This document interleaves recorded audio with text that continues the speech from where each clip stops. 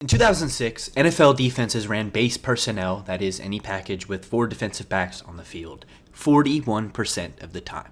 In 2010, that number dipped to 36%.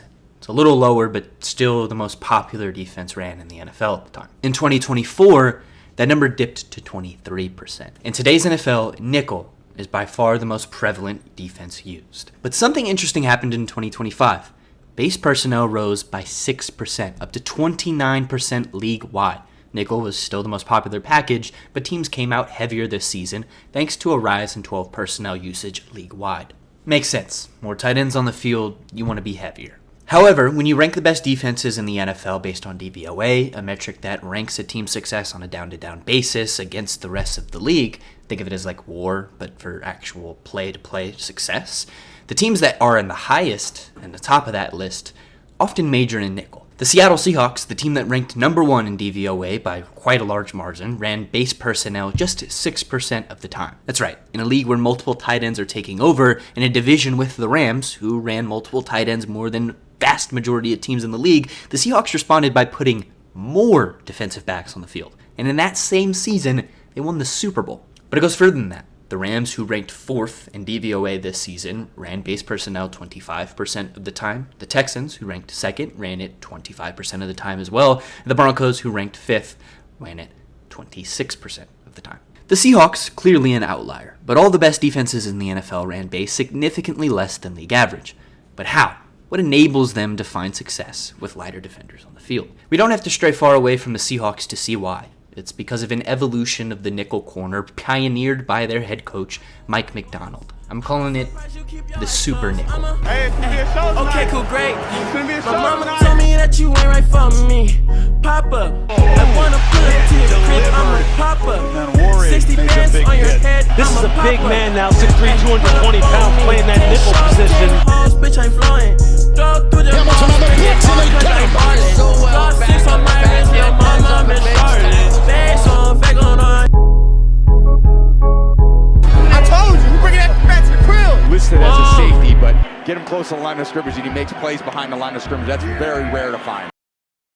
The NFL as a whole has shifted to this positionless, versatility-centered attack on both offense and defense. You see it on offense more frequently. The most progressive teams are using smaller slot receivers as the focal point of their attack. Think JSN, CeeDee Lamb, Puka Nacua, guys that maybe traditionally wouldn't be that sought after. You see it with tight end as well. The position has gotten lighter and bad at blocking. Not bad, but worse at blocking. Think of your Colston Loveland types, your Brock Bowers. They're not terrible blockers, but it's not their focal point. It's not their strength. But those guys are a little more common. What makes these super nickels, guys like Eamon Worry, Kyle Hamilton, so intriguing to me is how rare they are. Usually on a traditional defense, it's the guys up front that are the beefy, excellent tackler types. They're the ones plugging gaps, blowing up runs, rushing the passer. Because of that, you sacrifice a little in the coverage department, especially at middle linebacker. A lot of teams had your thumper type linebackers for early downs, and then those light sub guys that you moved better for passing downs. Same with pass rushers. You usually have guys that are run stuffers, think of your DeMarcus Lawrence, and then you have guys who are more designated pass rushers. Obviously, the best guys in the league can do both, but the vast majority of NFL players play a role. But you don't really see that hybrid role in the back end, unless it's like a really good, strong safety, because you really don't need it, right? Most nickel corners traditionally were guys that were just too small to play on the outside. They were still excellent in coverage, but they came in on late downs. You didn't really need them to tackle. What makes Kyle Hamilton and Nick Eamon so different is the fact that they are on the field the majority of the time, like the vast majority of plays. What enables them to do that is their size. Kyle Hamilton is 6'4", 218 pounds. Eamon 6'3", 220. They're both kind of built like box defenders. They've got the height of a traditional linebacker with kind of like a tweener weight between a corner and a linebacker. What separates them from guys like Mike Hilton, who I actually appreciate as almost a pioneer for the position because he was a really good run defender, is their ability to neutralize personnel. Kyle Hamilton specifically is so good because not only does he take on blocks from tight ends, sometimes tackles, sometimes even interior offensive linemen, he's also able to carry tight ends up the seam or carry slot receivers on a crossing route. He's able to play the role of a linebacker and a nickel corner at the same time. It's not very common. Nick Imawari, same thing. His position says nickel corner, but oftentimes, especially on early downs, he's lined up in the box as a linebacker. His ability to fit the run from that size is remarkable. Don't get me wrong, he's not prime Bobby Wagner, he's not a traditional thumping linebacker, he's not taking on double teams, stacking and shedding, but he does really, really well for a dude who just wouldn't normally play there. What's crazy about Imawari especially is his prowess defending the run on the line of scrimmage. Traditionally, for a guy that's 220 pounds, lining him up just outside of the end, either you're sending a blitz or you're asking to get trounced over. But Imawari frequently makes it work. Shoving off tackles, spilling counters, he does a lot of things, frankly, a defensive back shouldn't be able to do. That's what makes things in Seattle so special. They use Imawari as like a queen in chess. They line him up everywhere, and they don't worry about their ability to fit the run because they trust him doing that. And stuffing the run is a big part of Seattle's defense as a whole. Mike Macdonald talks frequently about defending the run from a too-high shell and how important it is. He talks about how it puts a lot of strains on defensive tackles, ability to two-gap, your end's ability to set the edge, how safeties have to be integrally involved in run fits. The talent around him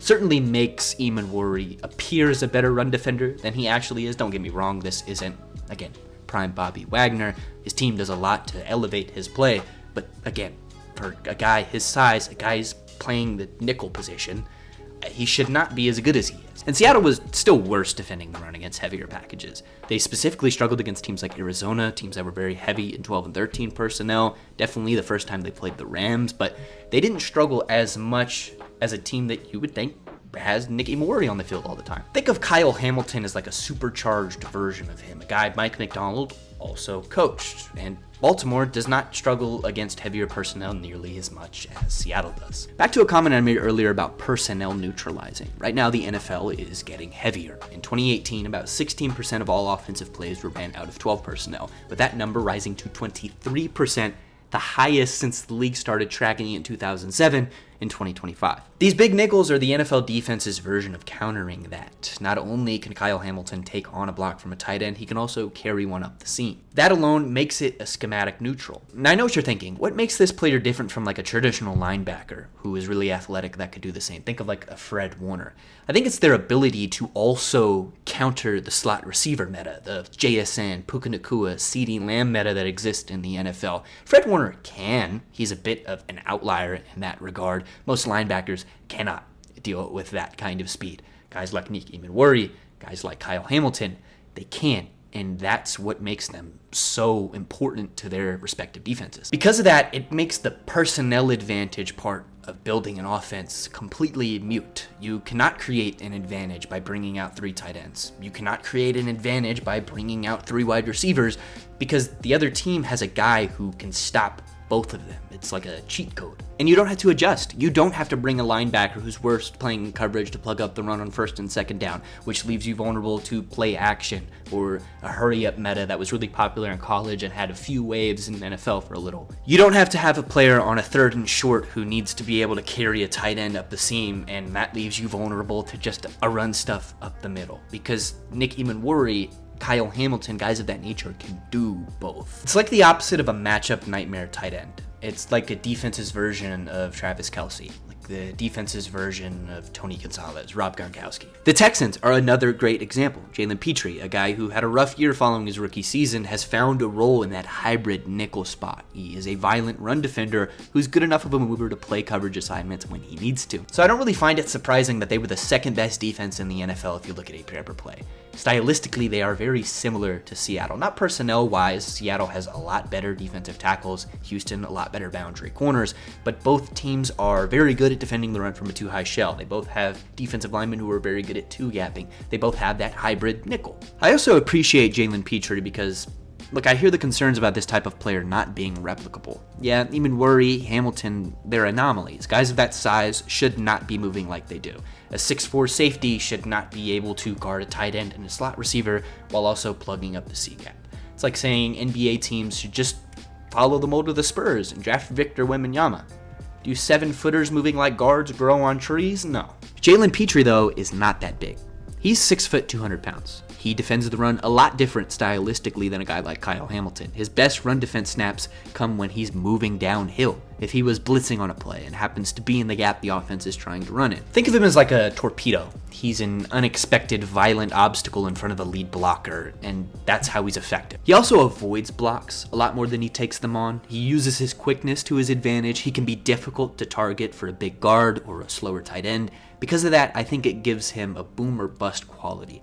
But again, similar to Nicky Manwari, it's minimized because of his sporting cast. Even Manwari, his size is a bit misleading. He stylistically is a lot more like Jalen Petrie than an actual linebacker. If he tried to defend the run like Sonny Styles in this upcoming draft, he would get trounced. Seattle would not be as good defending the run as they do. He too is more of a boom or bust type of run defender that excels avoiding blocks rather than taking them on. Manwari just a little different because he can take them on, even if it's not where he's best at. But that's my counter to the people that think size matters in this situation, that it's hard to replicate these guys because they're physical anomalies. I don't necessarily disagree, but it doesn't mean a smaller defender can't play in the box and can't have a similar impact, even if they're not as great as Kyle Hamilton. Because of that, there's a couple of guys in this upcoming draft I think would play this role perfectly. A guy like Caleb Downs, for example. Some people think he's too small to be able to do it. Some people think he's too rangy and too good over the top for you to minimize his role to just a nickel defender, but he is so good instinctually. He is so good at playing the run in the box without using his strength that I think it would almost be a sin to have a guy who is that good of a tackler and is that good instinctually not in the box. He's kind of similar to Jalen Petrie in that regard. Jalen Petrie is just a little more of a head case, I guess you could say. He is a lot more just run and hope good things happen, whereas Caleb Downs is a lot more calculated. He's seeing things happening before they develop. There's a rep specifically I'm thinking of. I can't show it because I think there's some kind of hoops that you need to jump through to be able to show college film, but he diagnoses based on emotion from Malachi Toney against Miami and completely shoots the gap before it even develops, blows it up. That's the kind of things he does very often, and I think having that player over the top, I don't know, it's weird. I just think it's a position that is becoming a little more important than a traditional safety, a little bit more difficult to replicate than a traditional safety, and Caleb Downs would be really good playing it. Guys like Jordan Lewis in Jacksonville, similar style, although he's more of like your traditional cover slot corner, not the greatest run defender in the world. Quentin Lake in Los Angeles. Nickel corner is so important right now, and I think teams need to treat it as such. I think they need to draft these type of players higher. I don't think there's any reason that Cooper DeJean should have gone in the second round because he was so talented. I don't think it would be smart to draft Caleb Downs and strictly put him over the top. Maybe it's a hybrid rule. Maybe that's how you kind of succeed with that, but he's so good there, and it's such an important position right now that I think that's where he's best at. Another counter I have to the size argument that people like to bring up with Kyle Hamilton and the unreplicability is I think there is another type of player that fits this mold that kind of solves for this conundrum. If you noticed earlier when bringing up the top defenses in the NFL according to DVOA, I did not bring up who came in second, the Minnesota Vikings. That's because they don't follow this mold. Not even remotely close. They run base personnel 53% of the time. That is the highest in the league. Editing me, it's just not the highest in the league. It's third, but close enough. You get the point. I want you to think of this role that Manwari is playing, that the Ravens have found so much success with Kyle Hamilton playing, that Petrie is playing, as less of a nickel corner, like Kenny Moore, Mike Hilton, Chris Harris Jr., Trey McDuffie earlier in his career, and more like hybrid strong safeties, almost like the love child of a strong safety and a will linebacker. Think of it less as a corner that's just too small to play on the outside and more of like combining everything that is good about a corner, a safety, and a linebacker. Because of that, a lighter linebacker could theoretically play this role. In fact, there is one playing it in Minnesota, Andrew Van Ginkel. Most fans immediately think of him as a dude who plays on the ball of a lot, is more of a D lineman that drops into coverage, and I don't think that's wrong, but the more I watch him, the more I see Nicky Manwari. He too lines up on the ball a lot, and Andrew Van Ginkel this past season lined up off the ball a lot more. And that's because AVG is a lot better than a traditional will linebacker in coverage. In fact, he's very good in coverage. I think he's just as good as he is in coverage against the run or against the pass. He's built a living off of diagnosing and picking off screens. He's also very good at carrying tight ends. He may not be the best when it comes to carrying slot receivers, but I've seen him do it. I think the real evidence of this, though, is how Minnesota plays when he's not on the field. If AVG was hurt or he wasn't available this season, Josh Metellus played the nickel role. He was your traditional hybrid strong safety will linebacker. He played the role of Nick Imawari, Kyle Hamilton. Now, he definitely doesn't do a good job carrying slot receivers. He really doesn't do it at all. He's not nearly athletic enough for that. Because of that, it might seem like a lot of hoops to jump through just to reclassify a will linebacker, and you might be right, but I just think stylistically he is a little different than your traditional will. The Browns are the reason I kind of think that a linebacker could do it, because they have both. They have Grant Delpit, who is more of your Kyle Hamilton type, but they also have Jerome Baker, who is a more athletic linebacker, your more Andrew Van Ginkel type.